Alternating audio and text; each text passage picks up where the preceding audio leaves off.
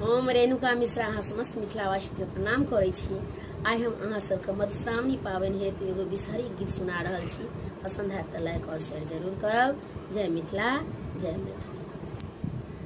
कोने फूल उजारी मोहे कोने फूल लाल राम कोने फूल आहे मैया गाथव गिर मरिहार राम कोने फूल आहे मैया गाथव गिर मरिहार बेली फूल उजाड़ मोहे चमेली फूल लाल मोहे चमेली फूल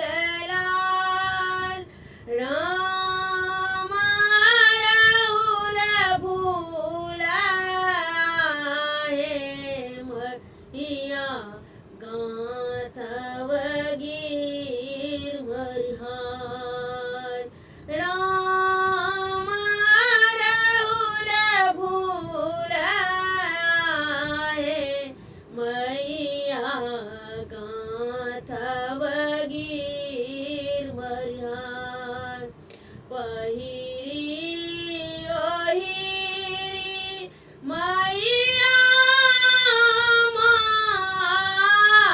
गुठार बिसहरिया गुठार राम सूर्यक ज्योति मैया करथी मलिन राम सूर्यक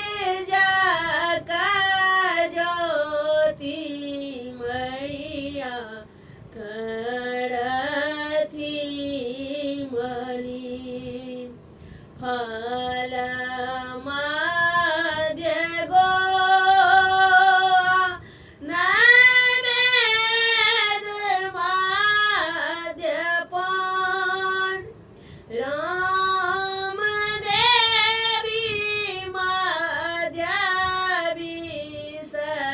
बिसहरी दो